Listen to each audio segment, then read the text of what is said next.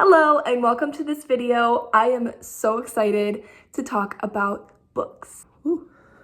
Also, side note, oh my goodness, this is so hot. But one thing about me is I love a cute mug. It's so hot. One thing about me is I love a cute mug, and I just thrifted this. Another thing about me is that I love thrifting, but I just thrifted this and I cannot get over it. It is the cutest mug. I love it so much. I love coffee. Right now I'm actually drinking tea, but just a fun fact about me to throw out there real quick. Okay, so today I'm going to be talking about some books on my physical TBR that I am really excited to read this year. I am always working towards reading books that I already own. In this past year, I acquired quite a few books because I went to a lot of different really good book sales and found a bunch of books for a good deal. I'm trying to kind of slow down how many books I buy before I just have a huge physical TBR that I just can never read. But I have a good amount of books that I just really want to prioritize on my physical TBR this year. I don't know if I'll get to all of these. I'm not going to make it a hard and fast, like I have to read all of these books before the end of year kind of thing. But these are ones that I know I will probably be really trying particularly to read. Can you hear that plane? Yeah. So yes, I am so excited to share some of these books with you, and maybe you can get some good book ideas from this video as well. Okay, so first off, I'm going to share a trilogy that I've been meaning to read for ages, and I recently acquired all three of them. I think that I thrifted one of them. I might have bought one brand new, and then I might have ordered one on like 8 books. I don't remember, but I just know that I, for a while, have been really wanting to read this trilogy, and I think I really need to read it soon and prioritize it because I feel like I might be getting almost too old for this series. I don't know. I feel like this is almost a YA series. And so I really want to read this while I'm still going to enjoy it. So I really would like to prioritize this year, as I feel like my taste might be shifting to away from this when for so long I wanted to read this book or this series and thought that it sounded so perfect and that I would love it. And so I really tried to acquire it, and then I've been saving it for like the perfect moment, and I just need to read it because I really want to enjoy it. And I have the series, I just need to read it. Another author I discovered this year, or a new author I discovered this past year that I really enjoyed was Kristen Hanna. I read The Great Alone, and I just absolutely loved her writing and her storytelling. And so I have a couple other Kristen Hanna books that I would really like to read. I feel like I might have a couple others, I'm not sure. But I know for sure I have these 3. Some of my books are in storage right now. I looked all over the house today to try to find another bin of books that has mostly books that I've read in it, and I could not find it. So when my husband gets home, I'm gonna have to ask him if he put it somewhere, but right now I have no idea. But I have these 3 for sure that I'd like to read. This is one in particular that is like super famous, so I definitely want to read this because I also bought this brand new. And I just know I'm going to love it. This is one of those authors that I feel like, based off of the one book I read from her and what I've heard about her, I really think I'm going to like a lot of her writing. So I'm definitely looking forward to reading more from Kristen Hanna. Another author that I discovered this year that was just phenomenal is Gabrielle Meyer. She is a Christian fiction author, and so I kind of want to read like all of her books. And I found these 2 at a used bookstore. Love-inspired books are not normally my thing, but it's Gabrielle Meyer, and so I want to give it a shot, and if I just really even don't like these, even though they're written by a great author, that's fine. But I just love her writing, and I feel like she might be one that I want to read like all of her books. So hopefully we'll get to these this year, and then I'm also going to be ordering all of the rest of her Timeless series that continue to come out. So she has another one coming out in March or May, I believe, sometime this spring. And then she'll have a few more after that too coming out. I don't know if they'll all be coming out this year or not. Probably not. But I will also be ordering the remainder of that series because I've really loved that series so far. I have these 2 books by the Bronte sisters. I have Jane Eyre and Wuthering Heights. just in general, I would love to read more women's literature, like classics and stuff. So I really want to get into some Jane Austen, and I'm going to be talking about a few more authors after this that kind of go in that same vein as well. But I just acquired both of these. I really love these cool, like, these cool, I don't know if they're, I guess they're vintage, I don't know. But I just got them at a library book sale, and I just think that these are really pretty, fun, funky covers. So I would really love to read these. These would be so great for this winter. So if I can get to these before spring, I feel like that would be great. Especially like Wuthering Heights. I know Wuthering Heights is very atmospheric and gothic. So we'll see. Two more authors. One is Louisa May Alcott. I have so many books by her. I'll show you all of them, but she wrote my favorite book, which is Little Women. Absolutely love that book. I'm gonna try to reread that book as well, but I have so many books by Louisa May Alcott that I want to read. She's another author that anything I see by her, I am interested in because of how much I loved Little Women. So this is a biography of her. It's not an autobiography, I just checked, but a biography of Louisa May Alcott. And then I have Under the Lilacs, which I've never heard of this, but I found it at a antique store. So I saw the author and I was like, I'm gonna give this a try. We'll see. Maybe it will be, I don't know. It kind of looks like a kid's book a little bit, but I'm gonna read it. And then I have this collection. These are so pretty. I love them. It has Little Women, Little Men, Jack and Jill, and Joe's Boys. So I'd really love to read through all of kind of, those are like her main ones that I feel like most people know about. And then, like I said, I would really love to reread Little Women. I have this super pretty pink edition of it that I really love, and it has cute sprayed edges. So I feel like this would just be such a fun book to read again. And then A Long Fatal Love Chase, another really like one that I've never heard of before, but I saw the author and I was like, I'm grabbing this book and I'm gonna try it. So that's a lot. I probably won't get to all of those this year, but I just definitely want to work on a few of my books by Louisa May Alcott because I claim her as my favorite author, and yet I've only read one of her books. So that needs to change.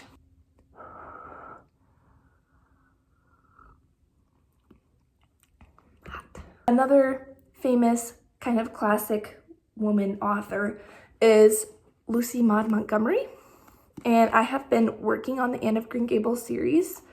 I think this might be the one next in the series for me. I cannot remember off the top of my head which the next one in the series that I need to read is. I know I've at least read 5, and this is number 7, so I don't remember if I read 6 or 7. I need to double check my Goodreads. It's been a few months, but I want to finish out the Anne of Green Gables series. And then The Blue Castle. This is high priority for me. My mom loves this book, and I've seen, since my mom told me about this book, a couple different people kind of randomly talk about it, and I just feel like I need to read this. This is just calling my name. I think I'm gonna love it. My mom recommended it to me, and whenever my mom recommends me a book, I just really want to read it because it's so sweet to me when she recommends me a book. But I found this copy that is really cute, and I'm really excited to read this. It's kind of interesting. I don't know if you can see, but the way this cover is, it really looks like that lady has a bob. So I just don't think ladies had bobs back then. I don't know. But I really want to read this. I have a bunch of kind of like those smaller children's classics that some of them I've read, but I really want to reread because it's been years. Or some of them I haven't read, but I really want to read just in general. So I don't know if all of these would fit into that category. Probably not, but they're all around the same size. But I have all of these little books that some of them are classics, some of them might not technically be classics, I don't really know, but they all just are ones that I would really like to get to. I'll show you a few of them. I have a few Lois Lowry The Giver is one that I know I need to read. I've never heard of this one, but I thought I'd give it a try. It sounded interesting. So it's about her trying to figure out who her mother is, so it's kind of like a little mystery, I guess. I don't really know, but it sounds good. And then The Giver is just one that I know I need to read because everyone has read it. I've got a few Elizabeth George Spear. I have read both of these, and these both live so vividly in my memory. I just remember loving these books, and so I really want to reread them, especially with Witch of Blackbird Pond. This was probably one of my favorite books that I ever read at the time that I read it, and so I really want to give it a reread because I think I would still love it. But yes, both of these books are ones I would love to get to. I've got Across 5 Aprils, just another one that I think a lot of people have read. I've got The Westing Game. I read this a few years ago as well. Also really, like, it was mind-blowing for me at the time that I read it. I'm sure now it wouldn't be, but I still really want to give it a reread. And then White Fang by Jack London, another really common one that I just know I need to read. And then these are both probably more so adult, not necessarily like children's classics, but Hind's Feet on High Places by Hannah Hurnard and The Odyssey by Homer. I don't know if I'll get to this one. This is like Greek mythology, I believe. That sounds like a lot, but we'll see. I want to read more classics, so I'm open to it. I just don't know. And then Hind's Feet on High Places is like a biblical allegory type of book, and I just think that this would really be a sweet read and a good read. It gives me the same vibes as like Pilgrim's Progress, which I think I have read that one and it was really good, so we'll see. I used to read these books as a kid and loved them, and so I'd love to give them another chance. I've got the Dear America little journals. These were groundbreaking for me when I first read them. Just the whole journal style for a book was so interesting for me. And so I really loved these. And I would just love to give them a read again. I have read, for sure, this one, A Line in the Sand. So yeah, but I would love to give it another reread. I don't know if I've read any of these other ones. But these are just like fictionalized diaries from hypothetical girls that lived during different time periods. So let's see what some of these are during. This one is during, oh, it's actually kind of hard to know. Oh, okay, this is about a pioneer. I love pioneer stories. I think I'm gonna really like this one. She goes from New York to Idaho. That sounds cool. This one is about Valley Forge. So during the war, the Revolutionary War. This is the one that I have read. This one is around the Alamo. This is a Civil War diary. Oh, this one sounds so good. This is a prairie teacher. Anything with prairies, pioneers, things like that. I just eat those kinds of stories up. I have always loved Little House on the Prairie, and I think that that is where that deep-rooted love for prairie stories comes from. But yeah, this sounds really good. So yeah, I just think it'll be nostalgic and fun to read some of those again. I'm sure that they won't hit the same as they did when I was a kid. As a kid, like I said, they were groundbreaking for me. I loved them. They were so good. I'm sure they won't be, like, they won't have the same effect as they did when I was a kid, but I think I'll still love them. So I'm gonna give it a shot and see how it goes. The rest of these are kind of random. There's not really any particular reason why I want to read them. They just are ones that I really want to prioritize. I'm excited to read. So first of all is Christie by Catherine Marshall.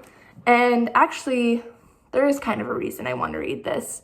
This is like a really famous Christian fiction book, and it's where the Christie Award came from.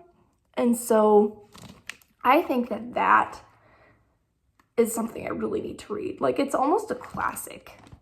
So I know I need to read this, and it's pretty long. I really have a feeling that this is going to be one of those books that I read and I just absolutely love. I can see that happening for sure. I don't know much about this. I know it's about a girl named Christy. This sounds so good. Okay, I'm going to just read a little bit of this description to you. This sounds perfect. Why did a 19-year-old girl want to leave her comfortable home to teach in a one-room schoolhouse in an isolated cove in the Great Smokies? But Christy Huddleston, eager to taste life to the full, wanted to do just that. And there's a lot more description there, but I'm not going to get into it because that'll take forever.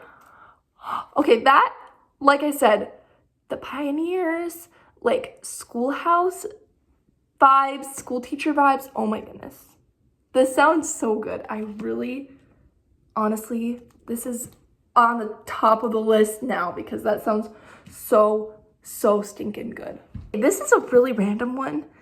I do not know much about this, but this is called The Book of Rachel, and I'm just extremely intrigued.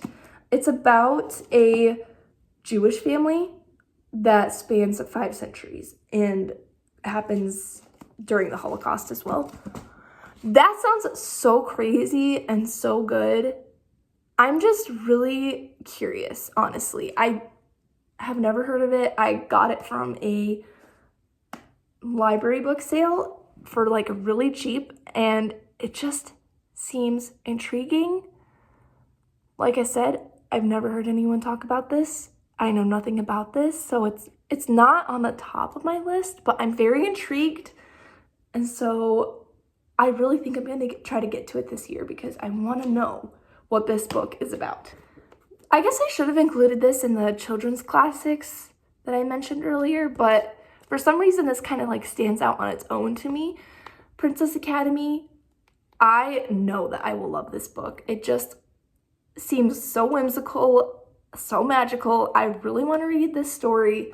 I'm pretty sure my sister read this and really liked it. And just this cover is so cute. I cannot get over it. Every time I look at it, it just makes me happy. So I really want to read this, and I'm sure I'll be reading it this year. I read A Man Called Ove this year by the same author, and it was so good. It was one of my favorite books that I've read so far in all time. Just such a sweet book. It made me cry, and it made me laugh too. It was funny. It had so many good elements. Anyway, I just really liked this author, and so I found this in a little free library, and I really would like to read it soon. Just sounds good. It's about a tiny community deep in the forest.